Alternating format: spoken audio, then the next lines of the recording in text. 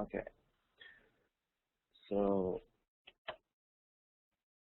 our topic will be participation, leadership, delegation, and empowerment.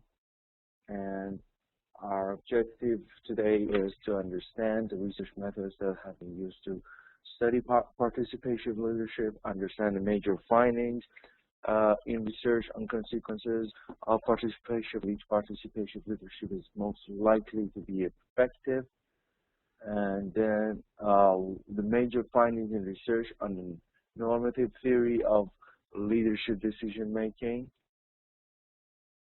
then the procedures for the effective use of consultation, potential benefits and risk of delegation, and when and how to use delegation effectively, and why follower perceptions of empowerment are important.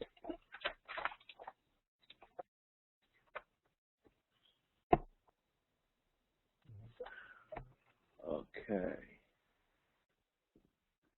So, varieties of participation. So different types of participation in leadership exist. One type is autocratic decision, consultation, joint decision, and delegation. So all these three types are different ways or versions of leadership. Autocratic decision is when one side makes the decision and is the leader and is alone in making the decisions. Consultation is more of consulting with others and then come to, or reach to a point where they come about a decision. Joint decisions where like there are others involved, where there are other involved,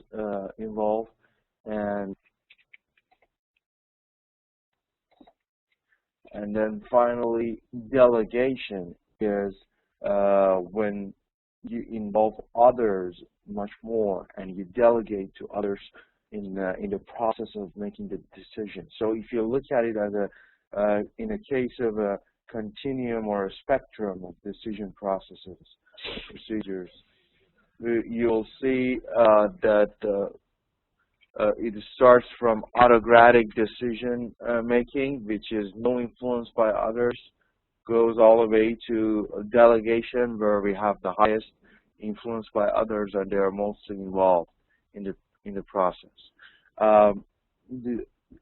Does everybody hear me loud and clear? Is my voice better or?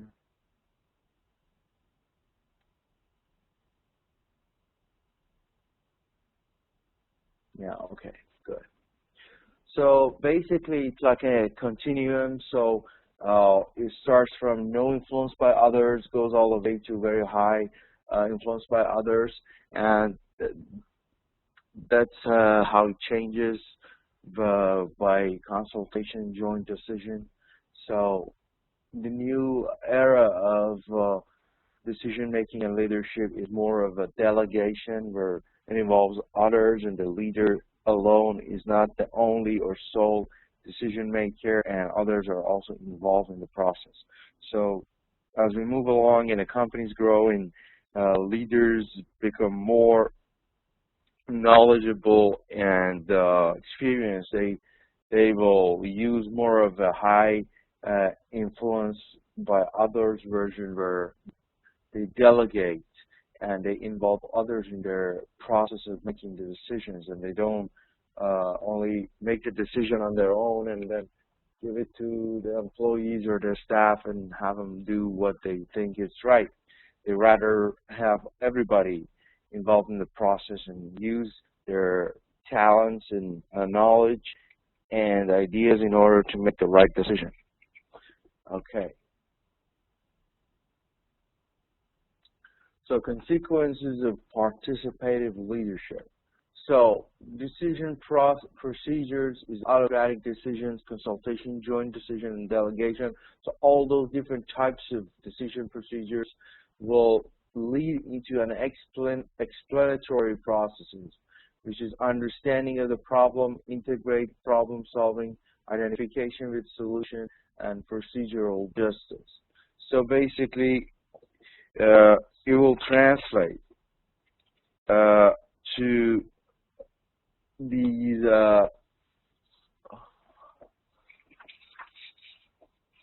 understanding of the problem. They try to understand what is the problem, and then integrative problem solving. So they try to integrate the problem solving procedure into the process of explaining the processes, and then identification with the solution. They try to find out a solution, and finally some procedural justice where it shows that everything is fairly distributed and everybody gets the right chunk size in the process of getting the explanation necessary. And then potential benefits are those benefits that we get during the process, which is high decision quality, then high decision acceptance, high satisfaction, and more skill development. So as you can see, as we move along, it's like the first type is autocratic decisions, mostly leading to understanding of the problem, and it's like high decision quality, and then there are also some situational variables, whereas we have importance of the decision, distribution of knowledge, where on joint decision we have goal, congruence, time pressure, member traits, and values.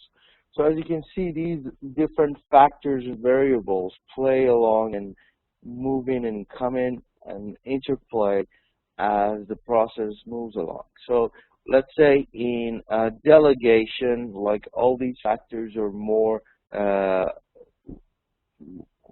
in action rather than in the autocratic decisions, because when you're only the sole decision maker or the sole leader, you don't necessarily have procedural justice where everything is divided into right chunk sizes and everybody's involved in the process.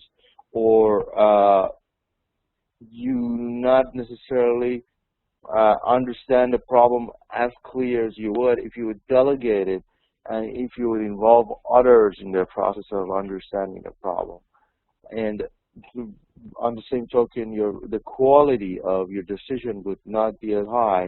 When you have autocratic decisions, you are the only one who makes the decisions, so the quality of your decision, even though you might be really good and come up with a great decision, but it's not as high as it would be if you were involving others in the process and using their understanding as well to solve the problem. So when you have more people, more delegations, for sure your quality, the quality of your decision will go higher. And then the decision acceptance would also be higher, because when you're the only one who makes a decision, or whoever it is, then the others who work in a company, they have to accept what is just thought of and decided by just one person. Whereas when everybody is involved in the process, they will understand why it has come into action, and they have been part of creating it and putting it into play. So that's why they will accept it much easier. So it's like a teamwork. And then everybody is more satisfied rather than just told them something that they have to do, and they will probably be less satisfied when they are just told what to do compared to when they are part of that new change. So as you can see, these are all different factors that they have a cause and effect relationship. They are basically correlating with the process or process's success, and they will have their own roles in different steps or stages of decision making. Okay, is there any questions so far?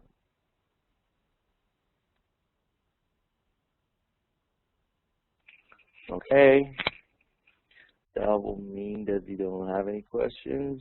Let's go to the next slide. Consequences of participation of leadership. So, potential benefits of participation. So, as we talked in detail, so potential benefits are decision quality, right? So as we have higher participation, we have a higher decision quality, higher decision acceptance, higher satisfaction with decision processes, and development of participant skills. So all these factors come into play when it comes to the benefits of participation. When the participation, as if you remember that a spectrum that we just discussed, from very low or no influence by others to the part that we have the highest influence by others. So as it goes higher, the influence by others, and as they are involved more in the process, they will have higher decision quality, acceptance, and satisfaction with the process, and development of our participant skills. So all these will increase as we move along the spectrum. And then objectives of different participants. What are the objectives of different participants? Participants, they probably have different objectives according to their roles in the company, and they will each try to meet their objectives within the process. So, example of research on participation, there was a study done by these guys in 1973, and they basically came up with the idea of how participation and involvement in the process will benefit the process, and will benefit the company, and will benefit the quality of the decisions that are made. And the effects of participation are discussed. What are like the higher participation we have, the better results we get, because it used to be the traditional view that when only the manager or the highest person in the company would come up with the idea and the trend and how it should be done, and everybody else was supposed to just follow what he thought of. So the manager was like the captain, and whatever he would say would be followed by the team members. But it's not the case that this is the best practice nowadays, because now people believe that the more participation, the more delegation, the more involvement of the other team members, the better the quality of the decision is. So now that viewpoint is sort of expiring, because not many proponents of that old traditional way around these days. And limitations of participation research. There were some limitations on this research that was conducted. So there were measurement problems with survey field research. So there were some measurement problems, because this is like a very conceptual concept, and putting it in a paper and measurement was not that easy. So for sure, one of the problems or shortcomings or rooms for the future that could be improved is better measurement, so that everybody would be involved, and people would understand how much everybody's involved in all that. And then combining interventions. So the interventions within the process, if you could combine them together and reduce them to the lowest amount, that would help most definitely regarding the participation research. And then there were short-term programs in action. So if short-term programs are mostly not really good regarding the participation or participative leadership, because we are moving to the long run and we want to see the results in the long run. So the short run, mostly when we have more participation, for it to kick in, the result to kick in, it will take some time. So we don't get enough time to analyze the result we're getting because of the participation. Maybe it's slow at the beginning, but at the end it will pay us back and will pay off. But it will take time, and that's why it's a sort of shortcoming. And then difficulty comparing results across studies. Sometimes it's difficult to compare results within different studies. So you're basically talking about studies that are they have certain number of respondents, and we're not talking general anymore, because speaking general and generally is not necessarily helpful, in the sense that we need a more detailed version of comparison. So sometimes it's difficult because we are doing different types of research. Some of them are short term, some of them are long term, and that will hurdle us in the sense that we have to be able to compare different studies and researches. Okay. So, and then we have normative decision model. In this model,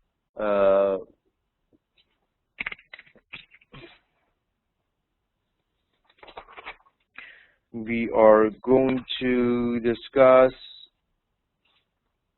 decision procedures. So this is the model that these guys created. So as far as decision procedures are concerned, so leader makes decisions without any additional information. In this sense, when it is a normative decision model, leaders mostly make decisions without any additional information. So whatever information they have, they just rely on that and make that decisions. So these are different versions where we are discussing. So the first type is that, and the second one is that when the leader seeks information and makes decisions alone. So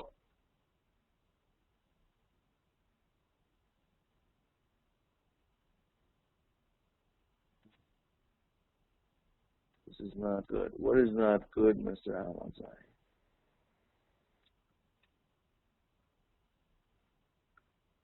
What is not good? Okay. The second type, leaders seeks information and makes decisions alone. Then again, the part that is done alone is still same, but at least there are more information asked. Leader shares problem with others individually and makes decisions alone. So in this type, yep, definitely is not good, but it's been practiced, and it's sometimes practiced, and there are certain type of leaders that do it that way. But then the third category is leader shares problem with others individually. So the leader will individually talk to people and make a decision alone, so that still the decision is made alone. So on a fourth type, the leader shares problem with others collectively to make a decision alone. So in this type, the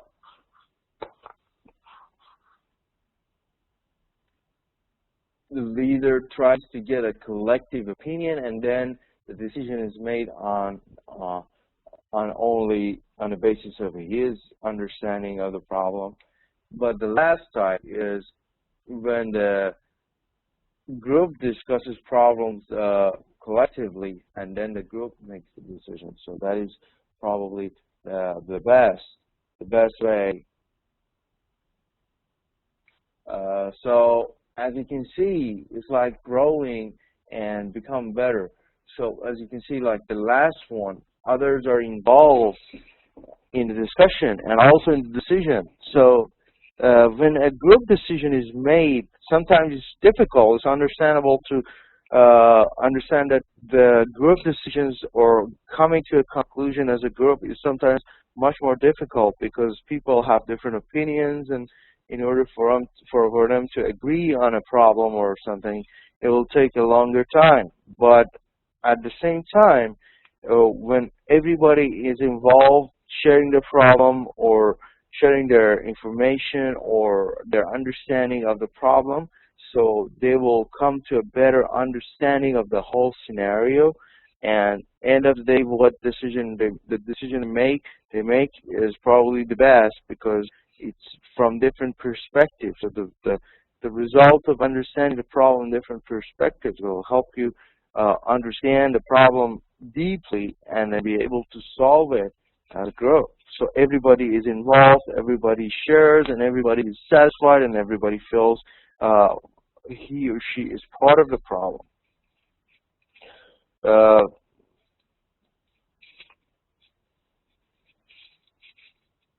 Yes.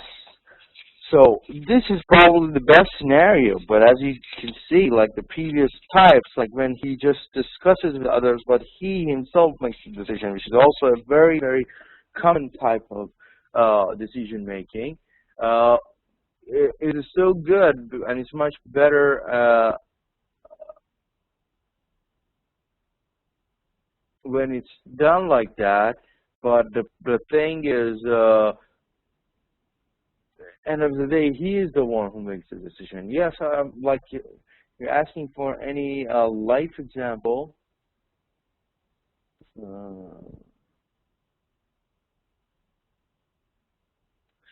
Life examples are mostly like when you're a leader, a manager, when you take votes on certain decisions. Like, let's say you want to implement a change in your company or in your branch, and then you will ask others' opinions, and you put to vote what you will do. So instead of just deciding according to what everybody says, you say, okay, we have these few options. So who says that we do this? And number of people say yes, or number of people say no, and the others will say yes to something else. And then as a group, you will make a decision just because of others, you know, ideas, and it might be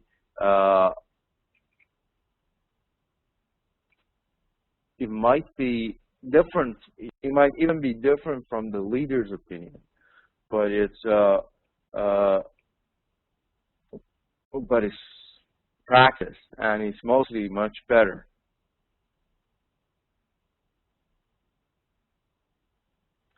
Okay. The reason that leaders will take decisions without any additional information mostly is because of the lack of time or urgency of the matter.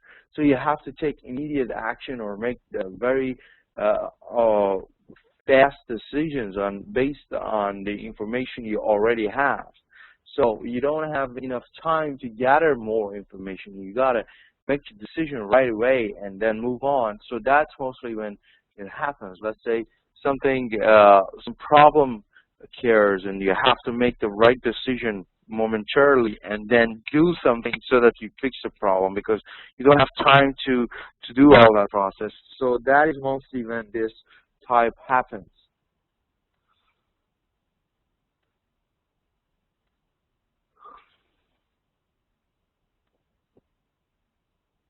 Yeah, mostly no more time, but there would be other aspects. Sometimes there are different levels of decision making. Sometimes you are the only one who could get the information related to that type of decision, and nobody else has access to those type. So basically, for them to give you any other information is not necessarily possible because they don't have any access to that type of information. So you end up looking for the information and making decisions yourself because of, let's say, the privacy or certain level of management that is required to do something. So sometimes it's because of your role, you are entitled to have access to certain information where your other team members don't. So that is also a possibility where we end up here. But as I said, the common sense and the common like trend is that companies and like leaders and successful leaders are moving toward the direction of the end of the spectrum where everybody is involved and it's a participative leadership and everybody is a part of making that decision happen. So basically, end of the day, they're trying to involve everyone. So if there are any barriers to information for certain levels, they're trying to remove those. They're trying to involve everyone and reduce the roles of the leaders so that everybody has a role, end of the day, in making the decision. So that is also very, very true. Okay, so let's go to the next slide. So as you can see, Here we have the decision procedure. So as we said, we have whether it's like a group decision or just one person or something in between. Then there are situational variables in between that cause certain aspects like what is the context, the time, the urgency, and all that, and it will change the decision quality and acceptance. So when the procedure to come to a decision happens, there are some other factors like time and etc. that will have some effect on the quality of the decision and this relationship in between. And then finally, there is a unit or team performance, which is the result of taking action towards what decision that is made. So when there is a decision made, people will try to take the right action accordingly. So the performance of the team as a whole would be the response they give to the decision. So as we discussed, if the decision is just made due to the fact that a certain group of people are involved and not everybody, so their acceptance would be like different.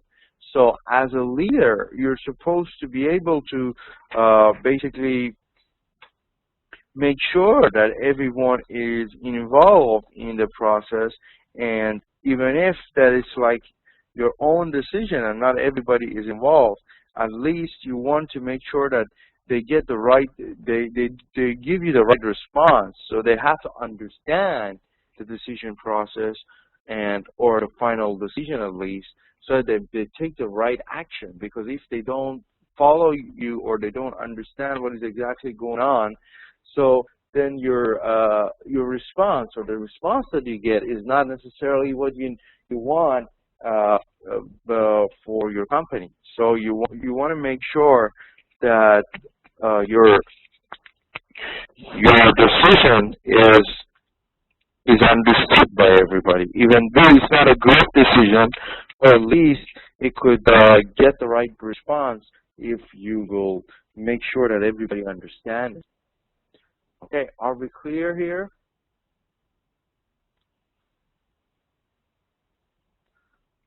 Okay, so let's go to the next slide. So what are the situational variables here? So in more details, we have the amount of relevant information possessed by the leader and subordinate. So as we discussed, if you are the only decision maker, so we only deal with the decision that you have, or when there are others, your subordinates, they have some information. So if they are also part of the decision making, so there are some information they have, and that all helps. The likelihood that the subordinates will accept an autocratic decision. Okay, so this is another factor. So the chance and the possibility that the subordinates, people below you, will accept some autocratic decision where they were not involved in making the decision and you are the one, and then you just tell them the decision.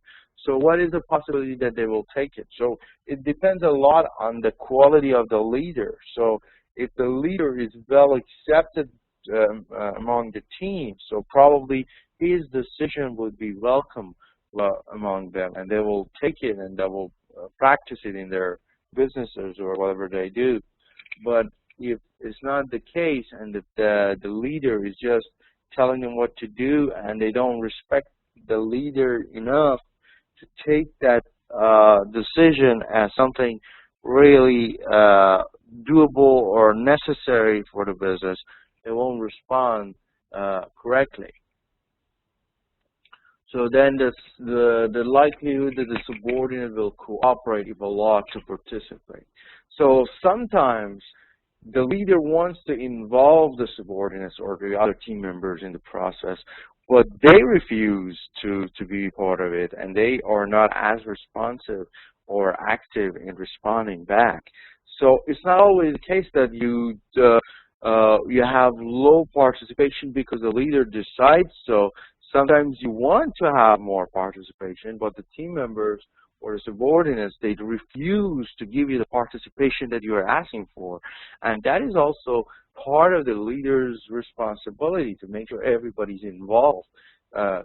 in the right way, so that the involvement leads into a good cooperation. And then the amount of disagreement about subordinates with respect to preferred alternatives. And sometimes the opinions of different people are pretty similar, so it's very easy to come to a decision.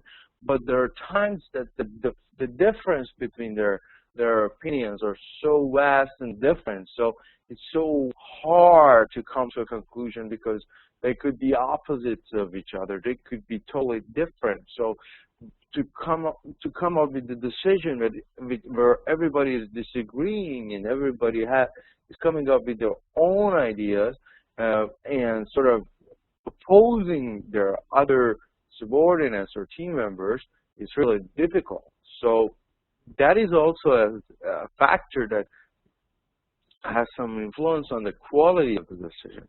And then the extent to which the decision is unstructured and requires creative problem solving. So it is really true and important to know that problems that occur during the process of making the decision, they are not necessarily clear-cut problems that you just know the problem and just get the answer. Sometimes we have complex problems. Sometimes we have problems that are complicated because they have other problems inside. So the first step is to simplify, to segregate, and focus on each problem at a time. So that is also a part or one of the procedures of doing that. And that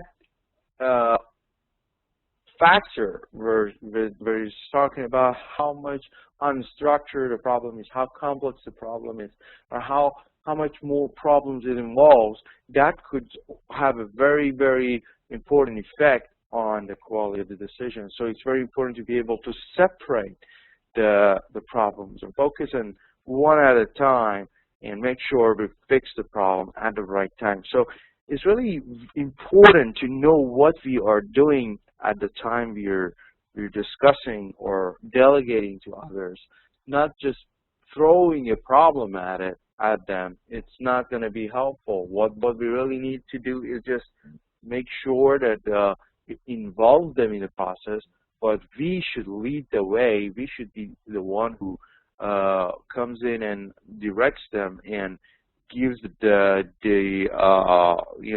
goal or the vision to the subordinates or team members who even might be part of the decision making. Okay.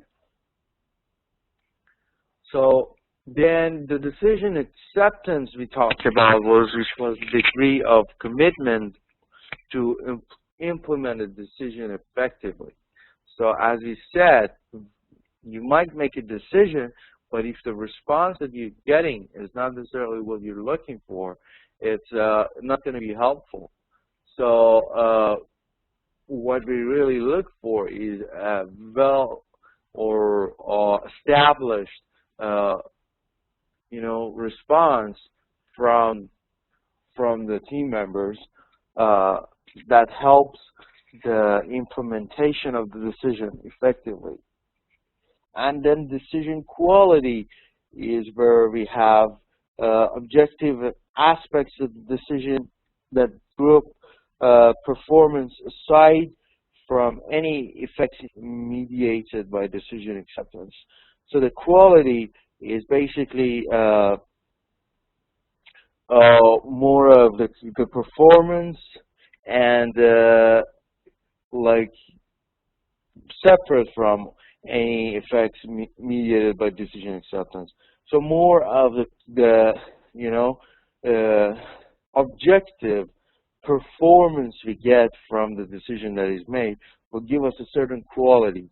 So the decision quality will be able to translate into performance and a good performance.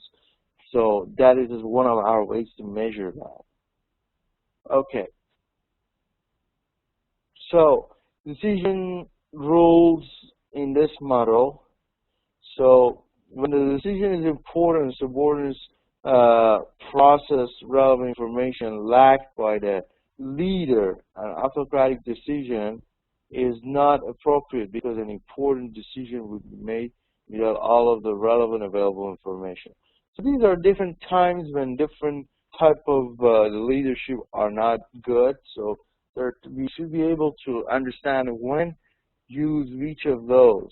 So when the decision is important, subordinates process relevant information lacked by the leader. So the information is lacked by the leader, means the leader does not have or possess the information required to make the decision.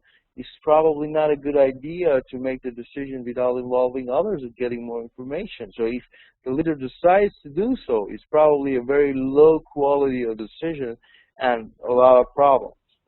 Then the second one is when decision quality is important and subordinates do not share the leader's concern for task goals or group decisions, it's not appropriate because these procedures give too much influence over an important decision to uncooperative or even hostile people.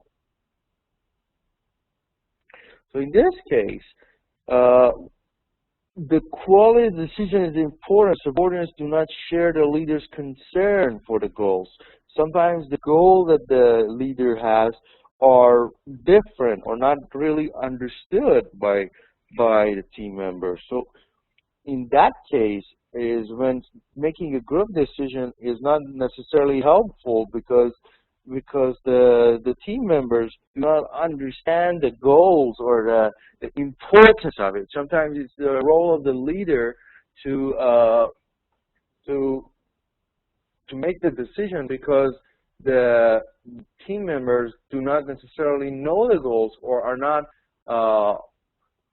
aware of them, or they don't understand them well, or probably they don't know how important they are. So then is probably the time that you want to make the decision on your own. Or when decisions quality is important and decision problem is unstructured and the leader does not possess necessary information to make a good decision, then the decision should be made by integration among people who have the relevant information. So in this scenario where the quality of decision is really important and the problem is really complex, it involves other problems inside, and the leader does not have the necessary information, that is a great time, and it's a good idea to use participative where others are also involved. Then when decision acceptance is important, subordinates are unlikely to accept an autocratic decision, then an autocratic decision is not appropriate. So then again, when there are times that your employees or subordinates will probably say no to something that you just decide and they are not involved in making that decision. So that is not a good time to use that way of decision making, and it's probably the best time to also involve them. And then number 5 is when decision acceptance is important. Oh yeah, we did number 5. So number 6 is when decision quality is not important, but acceptance is important and unlikely to result from an autocratic decision. The only appropriate procedure is a group decision. So sometimes acceptance is too important that you have to, forgo the quality of decision, and you have to focus on getting the acceptance from all the team members. So that is definitely a time that you want to make sure that you will make it the group decision, because acceptance is maximized without risking quality. Then number 7 is when decision acceptance is important and not likely to result from an autocratic decisions, and subordinates share the leader's objectives. Subordinates should be given equal partnership in the decision process because acceptance is maximized without risking the quality. So whenever we are making a decision on how to come to a conclusion or to a decision, it's really important to understand how we can maximize the quality or we don't want to risk the quality of our decisions. At the same time, we need to have other aspects in mind, like, okay, who has the right information? And if like you have, or like your team members have, how could you come to a conclusion that is like the lowest or the least conflicts in between? So it's really up to the manager to interpret how he or she wants to take action in different scenarios, like some that we discussed here, and then do the right thing. So as you can see, like between the lines, at the end of the day, the leader is the one who basically decides which one of these he will go for and how he will implement them, because on different scenarios we have different options, and all these options are before the leader. So the leader is the one who finally picks one of these and then just follows through and just does the next steps. So it's really important to for the leader to understand the scenario pretty well, understand the complexity of the problem, how he will be able to reduce the complexity and solve the problem. So, any questions so far?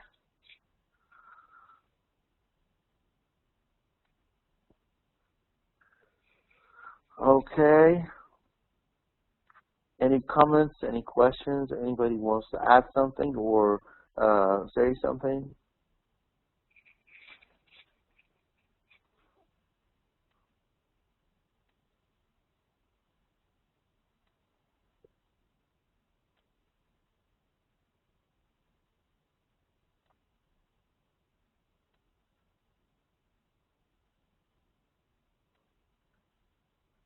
Okay. So in order for you to be also involved, and I don't want to be the only one who talks in the class and get some opinion from you, I'll give you a problem and I want you to tell me what is the best solution, like regarding using some of these that you have here. So the scenario, I give you the scenario. Let's say you're the leader. You are the leader, or the leader of a group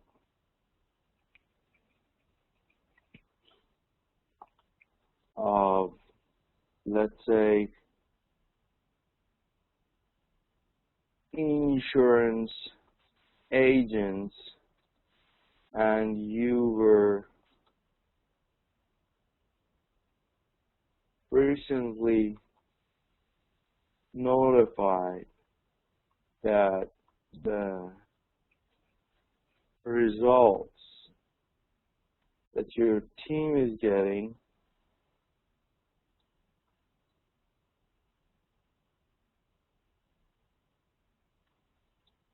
has dropped by 20%.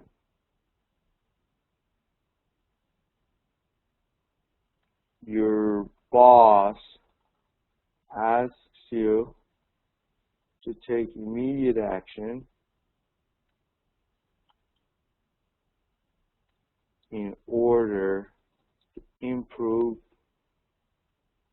the results. What is the best way regarding making decisions?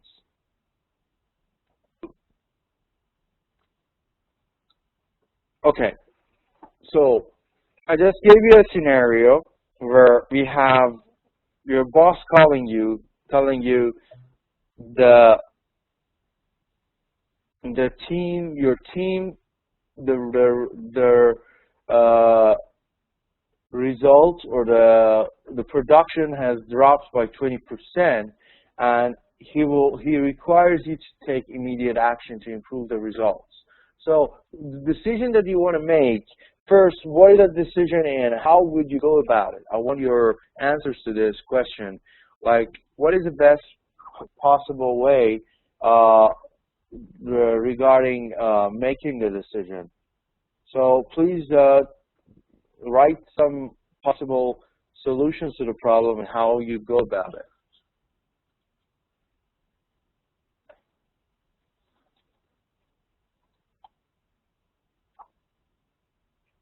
Okay, please take a moment and look at these options and tell me what is the best way.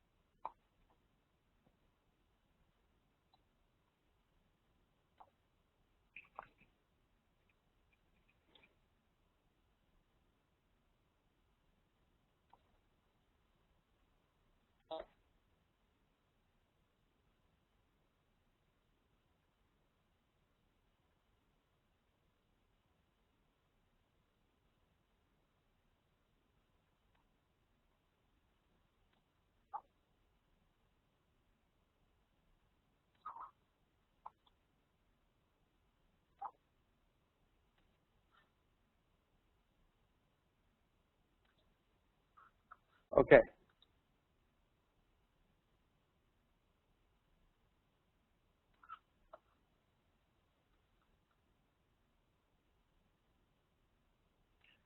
So Mr. Amazai says, have a research and find about drop point and making the decision. Yes. But how do you make that decision? What I'm saying is regarding the group decision, the acceptance. First, tell me what is the importance of acceptance among the team? What is the importance of, the decision quality, and how should you go about it? Whether you should alone make a decision or it should be a group decision.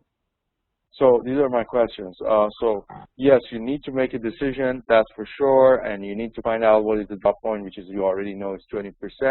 But how do you make decisions? First, answer me regarding the importance of acceptance, the decision quality, and how would you make sure that you have the level. Yes, so you can do either. If you want, you can talk. If your microphone doesn't work, you can just, I'd rather you talk, of course. So if you want to say it, please, I give you this. Let me activate your microphone. Please. Hi, Mr. Elias. Please go ahead and tell us. Good evening. Can you hear me, sir? Yes, sure. Yes, regarding the question, if I'm the leader of that team, using these methods that you already mentioned in the class, for example, I can call for a team meeting.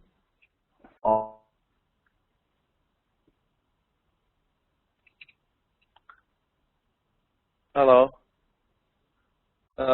Your voice just cut off, so I can't hear you right now. You want to try again, Mr. Piassi?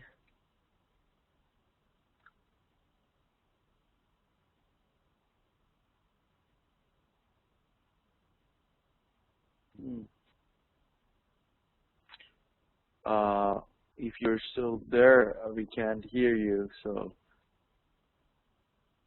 I don't know why.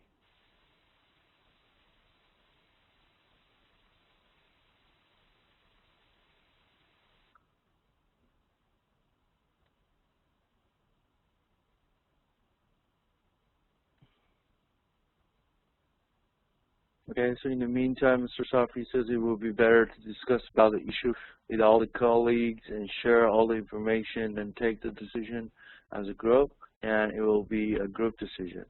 So, and what is the importance of the acceptance? The acceptance, is it important to have their acceptance when you make the decision? Obstacles, okay. So the group decision, yes, but what is the importance of the acceptance from the team? How important it is?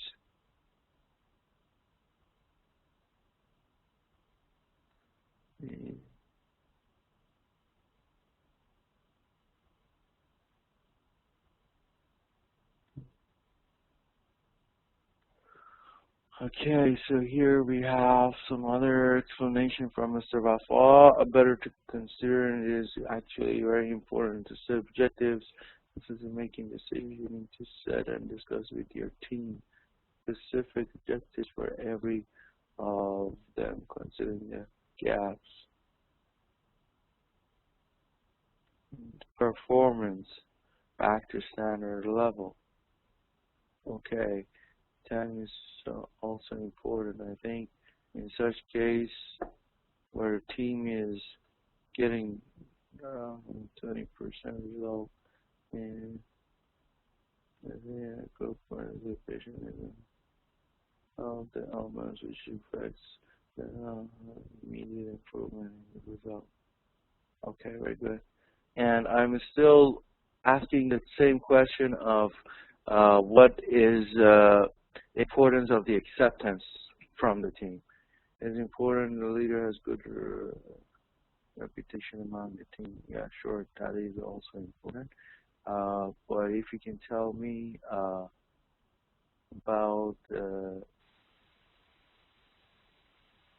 acceptance from the team, how important do you think it is to have the acceptance from the team?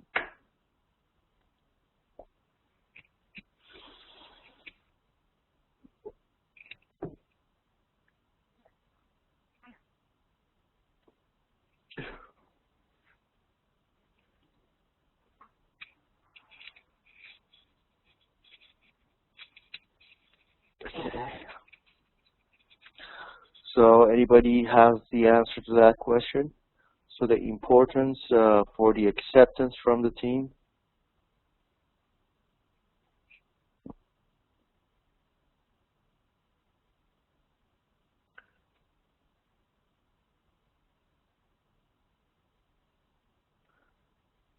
Okay. So Khan Muhammad says, gather the data, investigate the root causes of problems, share with ideas, and do the brainstorming as the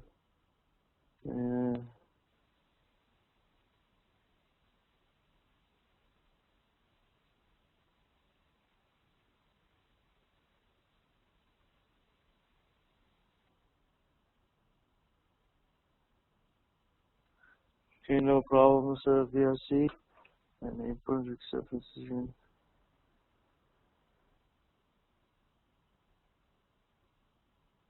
Yes.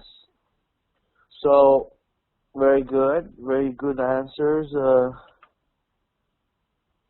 But I will also like you to mention, yes, please continue, Mr. Riasi, but we cannot hear you yet. Your microphone is not activated. If you want, you can write it down, or you can reactivate your microphone and tell us about your answer. From my end, your microphone is not showing, so I can't activate it. So probably it's because of your system, but I can activate you. It shows that your microphone is not activated.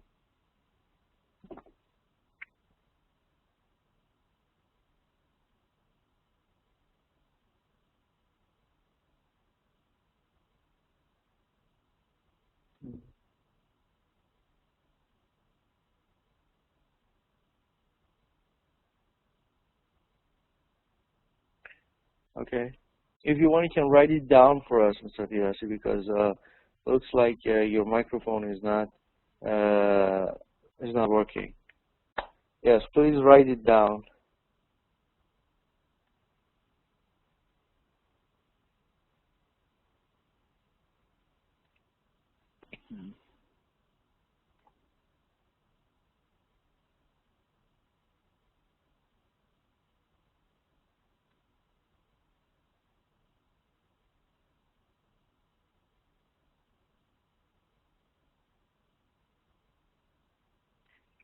Okay, you will call a team meeting.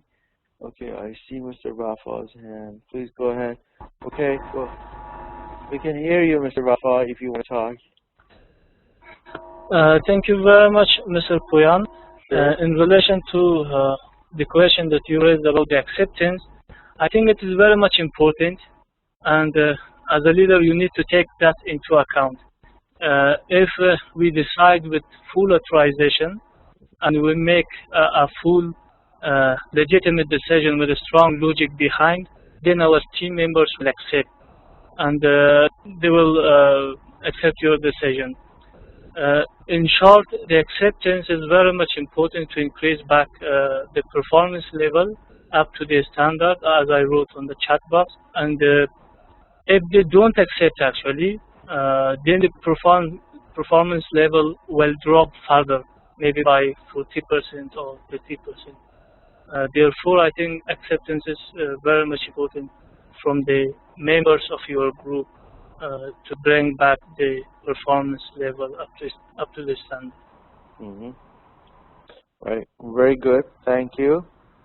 It's actually very true.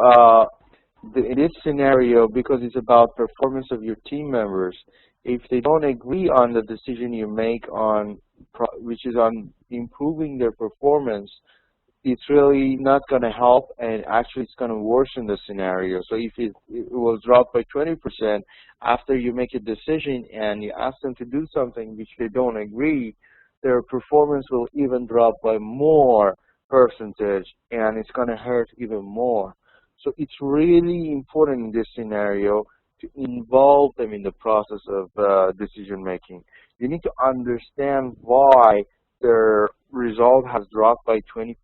So it's really important to gather the information, because you don't have all that information yet. You know that the performance dropped by 20%, but the first thing you want to know is why that drop happened. So when you find out on your side, you need to hear them also telling you why their performance dropped and explain it to you and make you understand in their points of view. And then after you did that, you need to involve them in making a decision in order to do something about the performance and something that bring it back. So you will have probably your own ideas, but you definitely want to hear their suggestions to make it happen, and then you will make group decision. And in that sense, the good thing about it is there will be basically accepting it, because they were part of making the decision. So then I see some answers down here. Mr. Fiasi said he'd call a team meeting and find the causes and suggest some solutions. That is true. Mr. Ahmad Zai says that the individual decision is needed for the solution of this kind. After myself, but without sharing the information, how does it work? Some causes.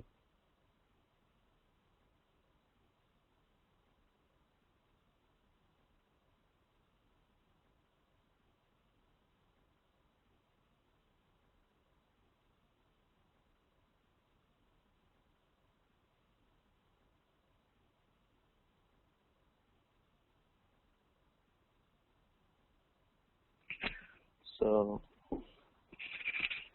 someone says some.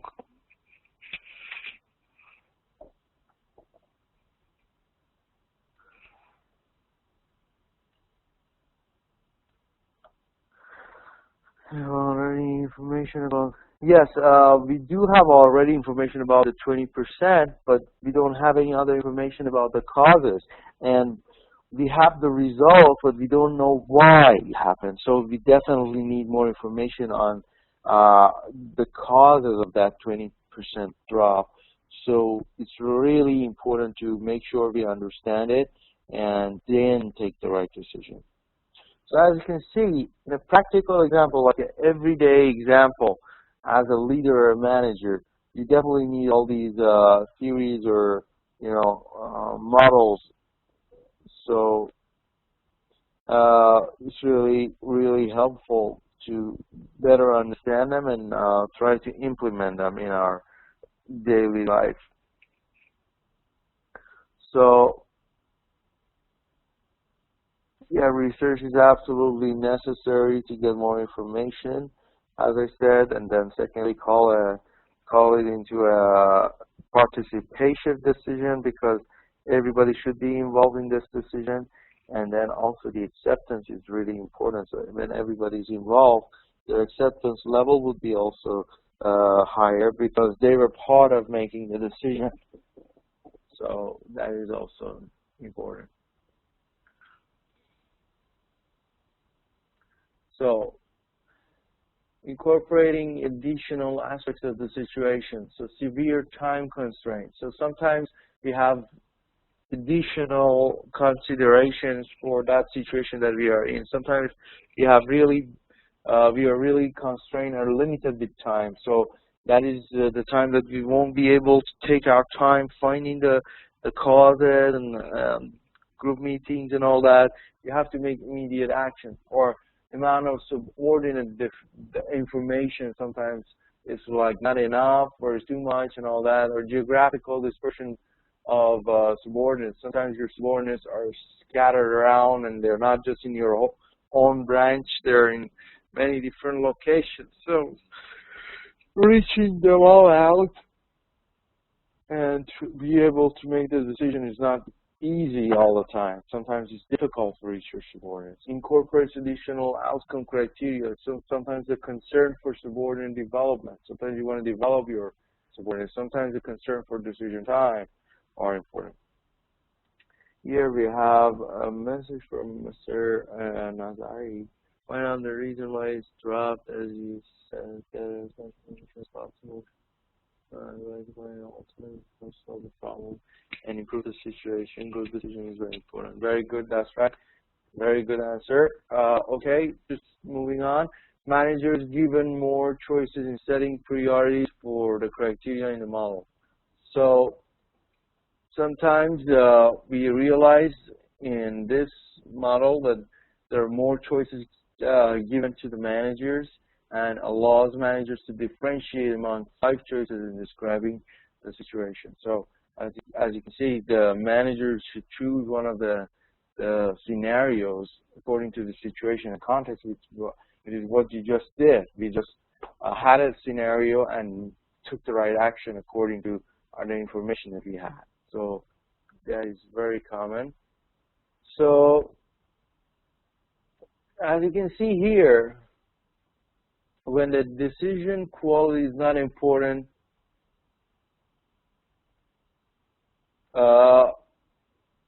you can see here the acceptance level of the decision. When it's group decision, it's always easier to get a better acceptance from the team. Important leaders lack essential information.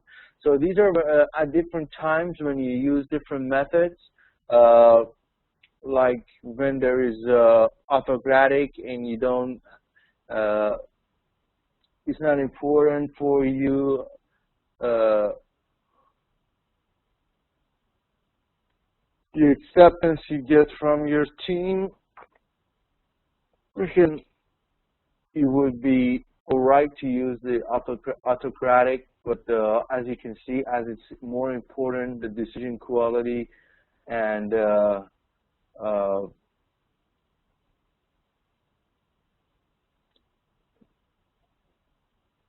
the acceptance, we need definitely less of an autocratic and we use more of a consultation.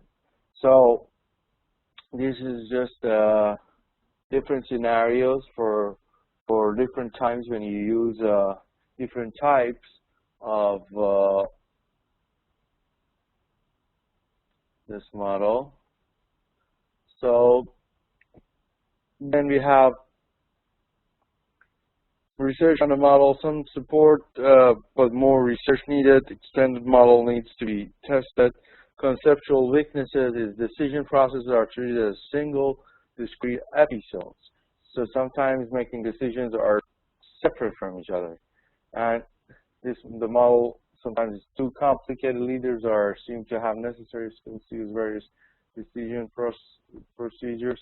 And diagnosing decision situations, evaluate how important the decision is, then identify people with relevant knowledge and expertise, and evaluate likely cooperations by participants, evaluate likely acceptance without participation, and evaluate whether it's possible to hold a meeting. So these are some of the guidelines for participation leadership. First, the importance of the decision, so you know the quality of the decision, how important it is, and all that. And then identifying the people and relevant knowledge and expertise, evaluating likely cooperation by participants. So you need to evaluate what is the cooperation level you get from the participants, and evaluate the acceptance you get without the participation of the team, and also the possibility to have a meeting.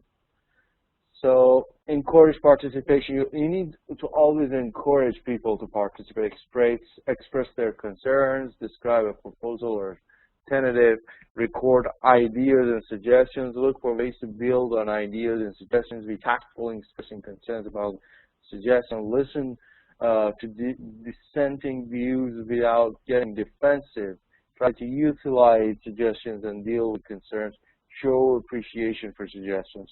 So these are really important tools and guidelines for a leader. So we need to practice what we preach. We need to basically encourage them to give you feedback, to give you suggestions, to give you their concerns, and be tactful and exact about it. So you need to, as a leader, you need to welcome those, because those help you to increase the acceptance level. Because whatever decision you make, end of the day, your team members are those who are going to realize it. So if they don't accept it, how would you realize it? So it's for them to accept it, you need to acknowledge the fact that they have concerns.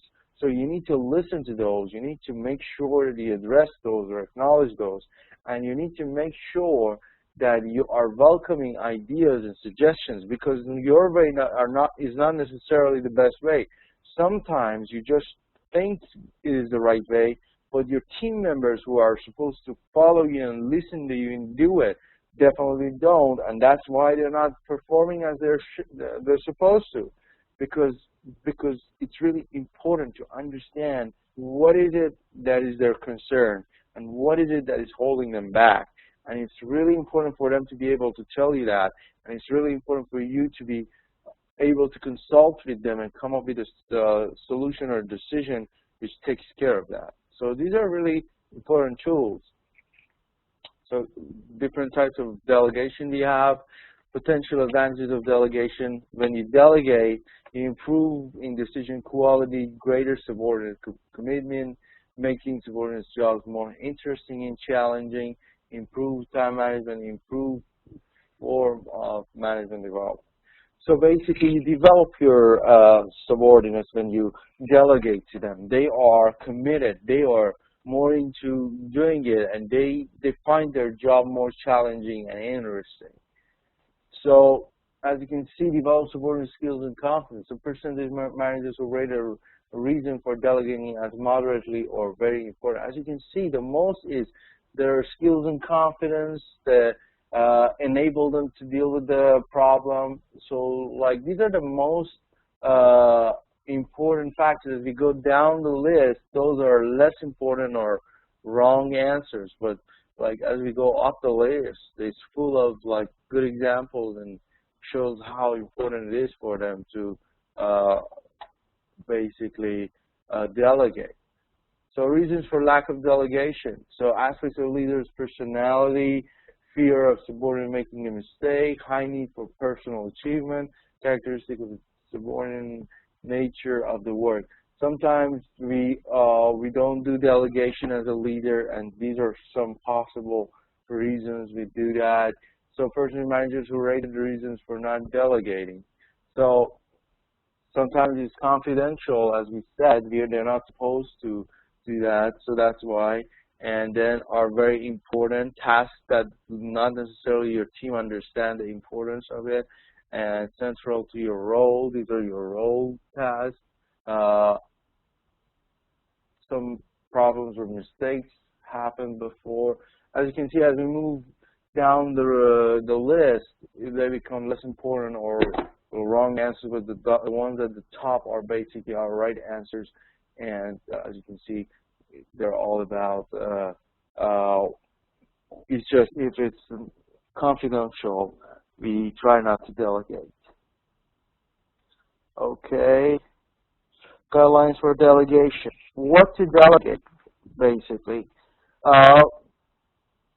The tasks that can be done better by a subordinate, the tasks that are urgent but not high priority, tasks that are relevant to subordinate's career, tasks of appropriate difficulty, both pleasant and unpleasant tasks, and tasks not central to your manager's role. So as you can see, those that can be done by your subordinates and they're not really immediately required to be done and all that, so you can absolutely give it to your subordinates so they can do it, and they gain some level of confidence in doing what they're supposed to do. Okay?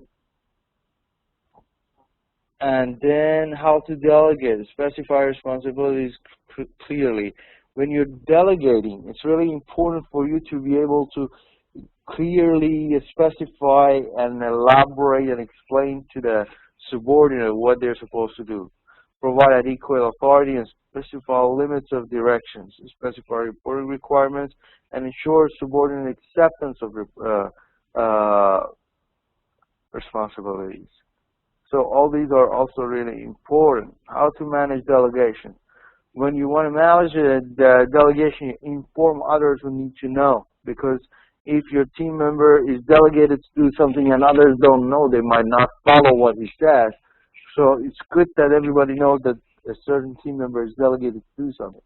They monitor progress in appropriate ways, arrange for subordinates to receive necessary information, provide support, assistance for the avoid reverse delegation, and make mistakes a learning experience. Sometimes they make mistakes like a nightmare for their subordinates, some leaders. You're going to make sure that the mistakes are just learning experiences, and it's really important for a leader to understand you're not there to bully them or punish them just because of a mistake they made because you delegated something, but try to learn how to, develop the characters and the skills, and self. So absolutely no to the bringing them down and telling them stuff that you're not supposed to. Then perceived empowerment. So nature of psychological empowerment programs is leader selection assessment, democratic decision procedures, and shared leadership responsibilities. So your team members would feel empowered when they are part of a decision-making process, when they are also enjoying the process with you, and also making the decision as a team. So it's really helpful when you are empowering your team. Consequences of empowerment. The benefits is like strong task commitment. When you empower your team members, they're committed to the task. Greater initiative in carrying out their responsibilities. They take initiative in taking responsibilities. They try to learn how to do stuff. Then greater persistence in the face of obstacle and temporary setbacks. So it will give you greater persistence in the face of obstacles and temporary story packs. Then more innovation and learning, higher job satisfaction, stronger organizational commitment, and less turnover. So these are all the benefits of empowerment. There are some costs and risks, higher costs of selection and training. Of course, people need to be trained at the higher level when they are supposed to do stuff and they are empowered. Higher labor costs and skilled employees. So of course, your employees should be skilled or skillful enough to take that action. So you need very skilled employees. Then inconsistent service quality. Sometimes the service quality will go up and down, and expensive giveaways and bad decisions with some employees. Sometimes those employees might make bad decisions. Customers' feelings of inequity about unequal treatment. Sometimes it's like different people treat differently, so each employee will come up with their own way of doing things. And then a position by middle managers who feel threatened. Middle managers, they don't like it because that might them be losing their job. And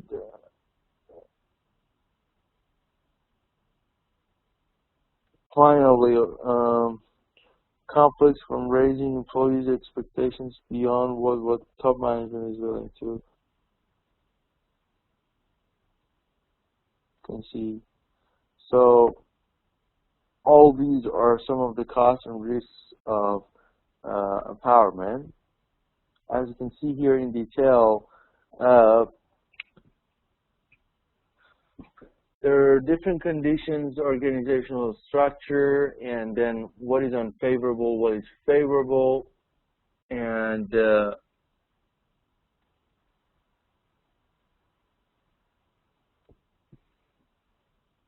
finally, guidelines for empowering.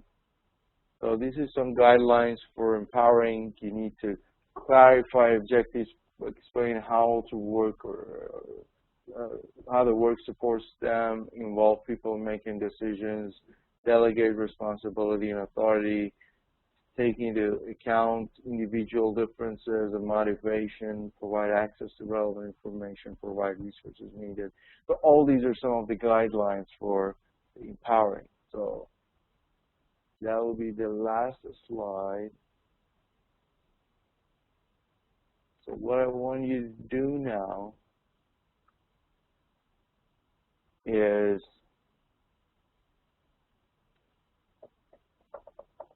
just give me some examples of some of these. Like just take some, like at least 2 of them, and give me an example. Like clarifying your objectives and explaining how the work supports them. Going back to that 20%, how could we use some of these guidelines in that case? So if you can tell me or write or you can talk, how would we use these empowering guidelines to fix that 20% drop in performance? So just I give you a few minutes to think about it, and I'll ask you. You can start writing it down in the chat box, or you know, talk to us in the class. So just take a couple of minutes, think about it, and tell me. Thank you.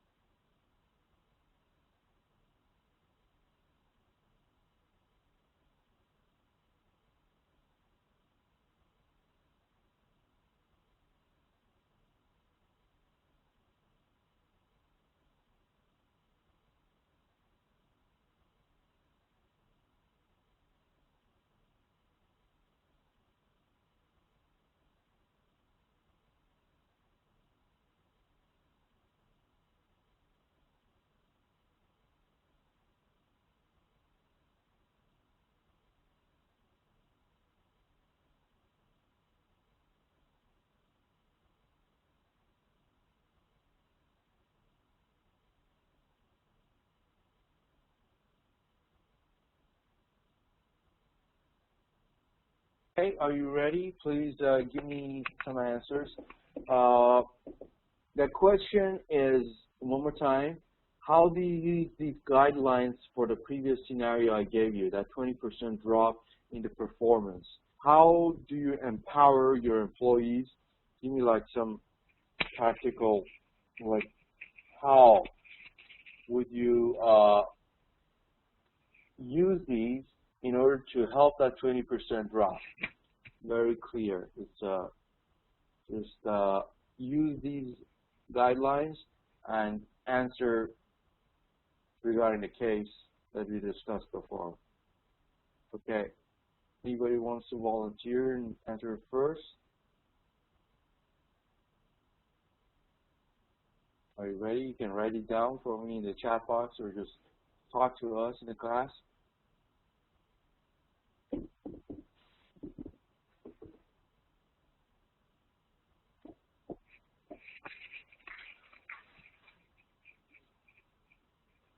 Anybody wants to say something, please?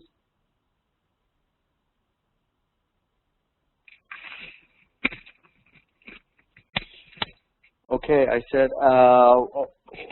using the previous scenario, which we had 20% drop in the performance of your team, how would you use these guidelines for empowering your team to fix that problem? So you can use a couple of these and explain how. So is anybody ready to do it now?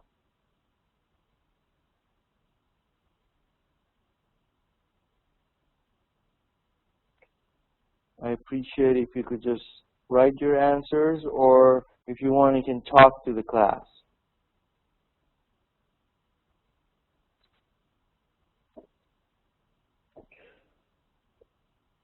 Okay, providing access to relevant information. Very good, thank you. But how? Can you explain a bit more, Mr. Safi?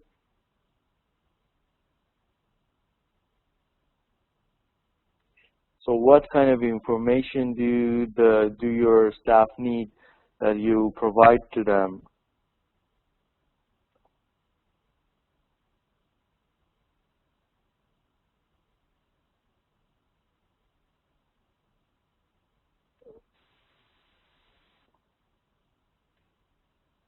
Okay. Further research needed to carry out the new response, making decision. Yes, but maybe in that case, like, what were the factors that their performance dropped? What are the exact parts that their performance, each of them, fell, and so that they can work on it? So that's a clue I give you. So you can give me more answers. Tell your responsibility, gather with the authority of important activities, and give more results on responsibility that give quick results.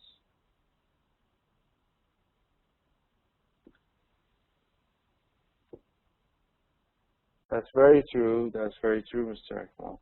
Just the responsibility doesn't help. You need to give them the authority needed as well. That's true. They need to be authorized to take some actions. Yeah, very good. What else can you tell me? Well, we can make decisions, motivate team members. Yeah, motivation helps. But you can use just this chart, you know, like next to you. Use some of these and explain it a bit more to me. Like the first one, clarify objectives and explain how the work supports them. So how do we use this for that 20% case? How do we clarify objectives? What is the objective here in this scenario?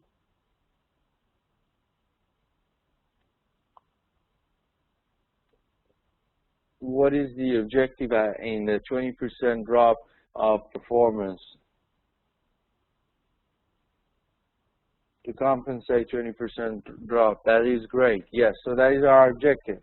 And how do we support them at the work? How could we support them? What are ways to support your team members that they had a drop of their performance with 20?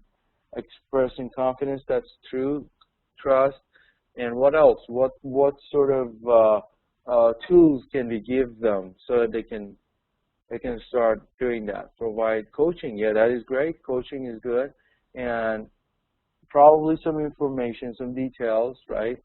And maybe some authority for them to fix that problem, right? Or support, information, authority, motivation, reward, that's great. Encourage and support, and also listen to them. You know, we need to understand why. We could ask them and hear their concern. So involve people making decisions that affect them. So in that sense, when you ask them and you will get feedback from them, it's actually involving them in making decisions. So you tell them, okay, what's wrong? What's the problem? You tell me. So when the employee thinks that their concerns are important, that's like an involvement. Then authority and responsibility, and you know, motivations and relevant information you give them, training and coaching, you know, provide resources needed, and you know, change management systems, empower them, you know, recognize important contributions, right? Training and coaching, yeah, that's great. So contribution part, let's say in the same scenario where you had 20% decrease, there might be an employee who did great and individually had like increased his or her performance. So you might want to recognize that and say, hey, good job, even though we dropped like 20%, but you individually did a great job, and that sort of gives inspiration and motivation to other team members. Then they would be recognized, even though their performance like as a whole is dropping, but an individual would be recognized. So you see how it works. It's like really important to understand how to deal with your team members and how to empower them. So it's really helpful to use these techniques and implement them in your everyday work. Okay, so any comments, any questions about this class, this empowerment subject that we talked about, delegation, participation, or leadership that we discussed? Any questions, any comments? Are we all clear?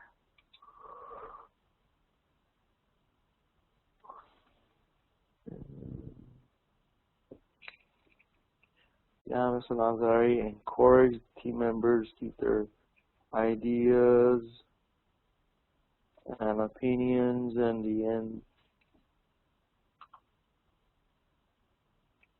Decide how to settle the problem.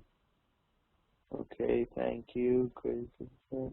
Then teamwork, motivation, change management, reward, accountability, and problem solving, and final decision making. Very good wrap up from Mr. Barak. Yes, great. You have to have teamwork, motivation, and change management, reward, accountability, and problem solving, and finally decision making. That is great. That is good. Okay. Any comments, any questions for me?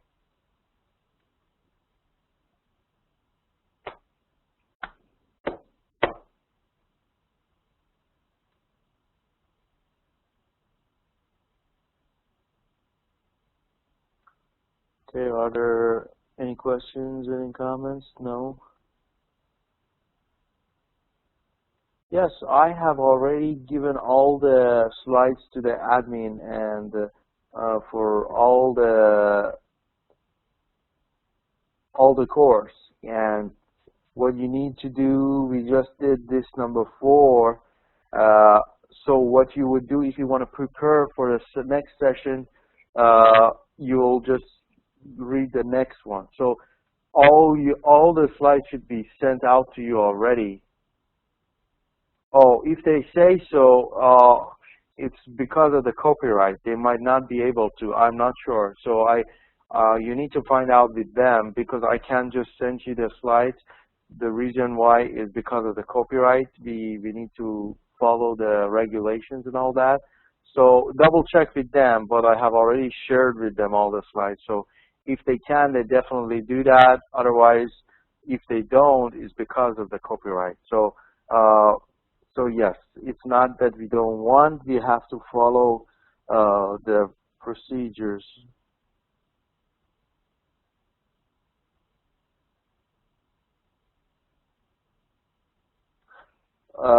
Yes, I wouldn't be able to do that.